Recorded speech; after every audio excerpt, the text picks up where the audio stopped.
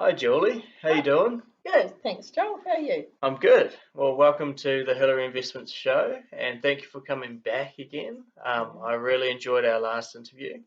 One thing that we really want to discuss is what some of my friends have been asking is how you do you have a secret formula that comes with your property investing? Do you do something that is a little bit outside of the box to what other property investors have done or do? And what is your strategy when it comes to investing in property? Do you flip houses? Do you hold houses? Do you build them from the ground up, or do you do the renovations, apartment blocks, tiny houses, all of the above? What do you do? It's a good question, Joel. Like there are so many different ways to enter the property market that sometimes it's a little bit daunting. You think, oh, what will I do? Will I just buy an old house and do it up? Will I move in to the old house while I'm doing it up? Will I buy a section and build, but I don't know how to build? Or will I get a group home to build it, like GJ's or um, Yeah, or Golden David Reed Homes, or or Golden yep. Homes, and you've found Golden Homes in Queenstown amazing. Yep. And there's a tiny home which you've successfully done already. So like there's so many different ways. We have focused because of our situation and our skills mostly on buying land and building. And Sorry, when you say skills, what you mentioned in your last video that you're a school teacher. So when it comes to skills, what do you mean by that? Not saying that that's a skill good teachers that's, don't have skills, that's a good but when it comes to property, yeah. And I'll just reiterate that I'm not a professional and I've made mistakes and so I'm not an this expert in this this is field. not professional Yeah. advice. If you have advice, seek out a Seek out a financial financial advisor. advisor. Um, but like Mark Hillary was a designer, so therefore we can design property that targets who we wanted to rent to.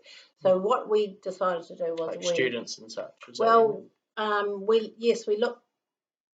we looked at who was going to rent our homes, and because we were based in Queenstown, we looked at who needed homes, and everyone actually needed a home in Queenstown. So there was a mum and dad and 3 kids, or 2 kids, or 2.5 children, statistically.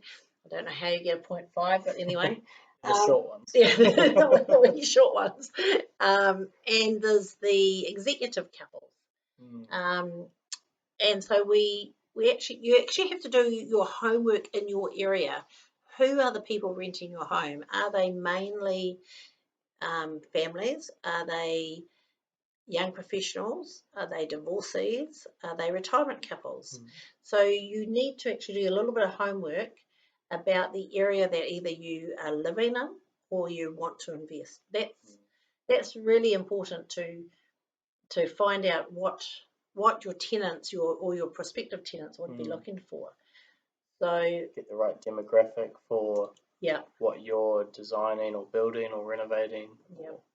Because if you are hoping to rent to an elderly couple, maybe you're building little 2-bedroom units with 2 bathroom units near a hospital.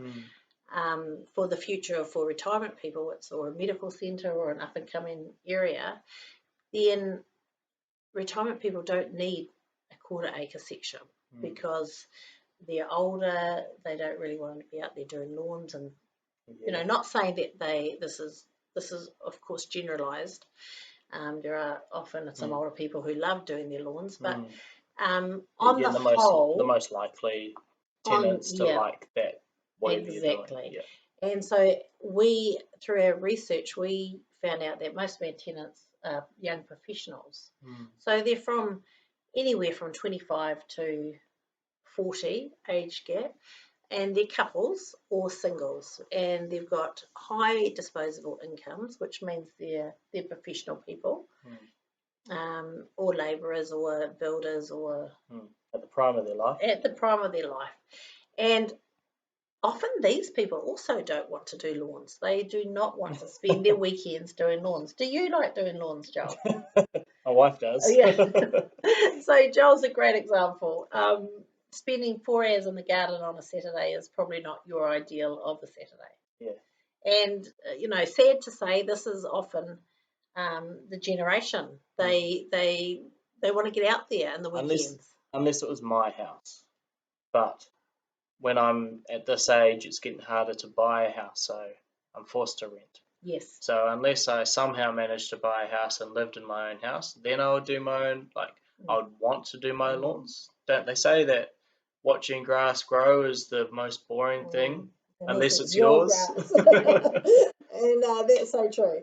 So a lot of young professionals, before they get to their own home and they're renting, they don't want to spend their weekends doing the landlord's garden and doing the landlord's lawns and weed eating, etc., etc. So therefore, if you know who you're renting to, which for now we did, we looked to design homes without a big area of landscaping and garden. So it was easy maintenance.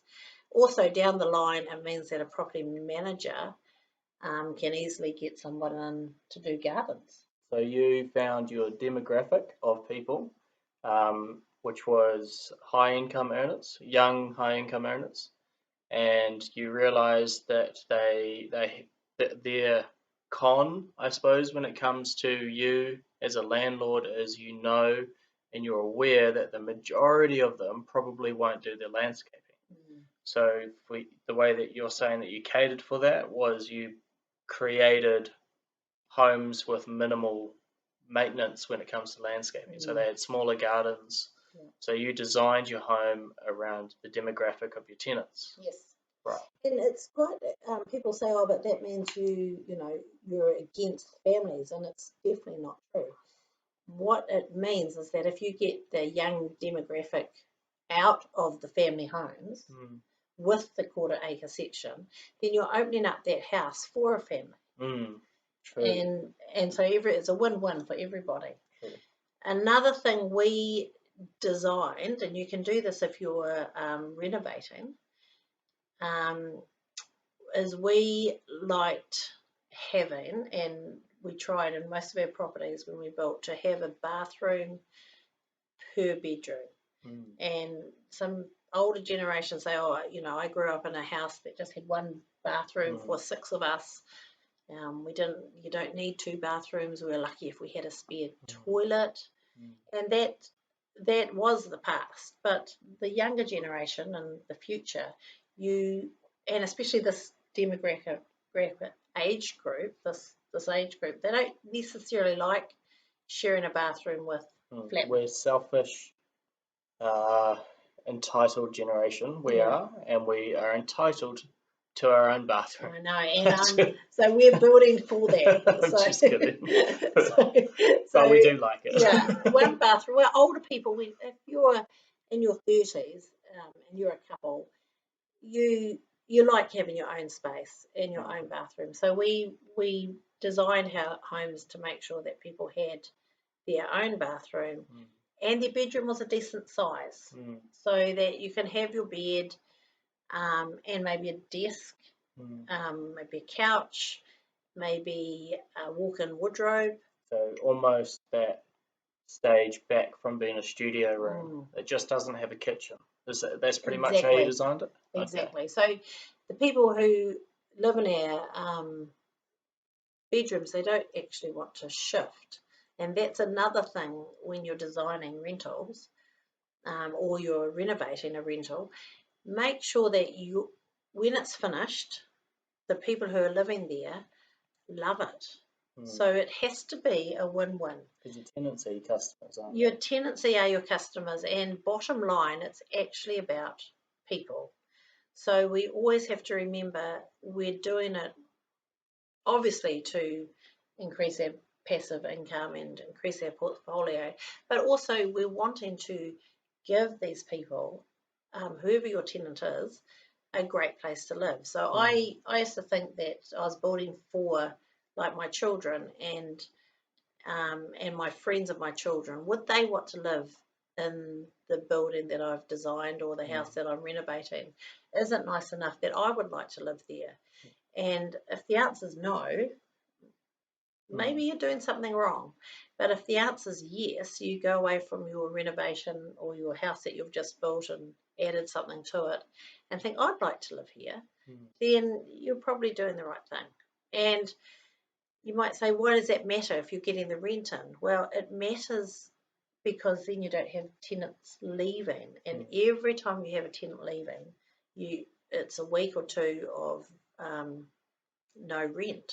And actually, I did want to touch base on that because your strategy, which I love, I think it adds the most amount of value to a single project. You're targeting, let's say you got a 3-bedroom house and you've got couples in each room, so it's kind of like 3 families all benefiting from one property, which is really cool.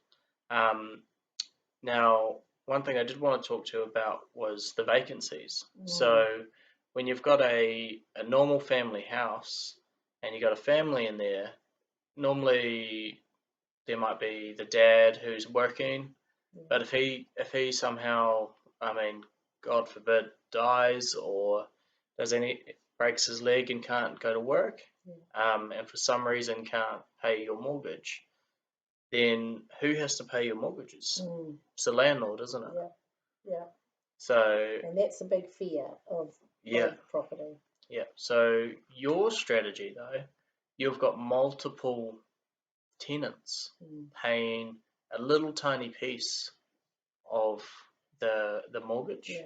So if one person, God forbid, dies or breaks their leg, then you only have to come up with a little piece of the rental. And because we have couples often, not always, but often couples, then each room actually has 2 income streams. And if you have 3 rooms and 3 bathrooms, you end up with 6 income streams to pay that one rent. So it's more or less very secure. It's very secure. If something happens to one couple and they have to leave, you've still got the other 2 couples that are paying rent. And it's a lot easier to get one couple or a single into a room than it is to get a whole house full.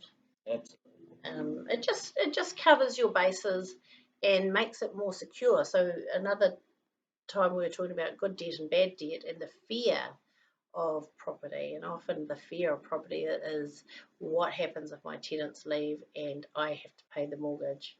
Well, this is just eliminating one of those risks. So there's lots of different ways to do it, but this is just one tip of how you can eliminate all those risks. Wow, man, I've learned a lot in this small interview.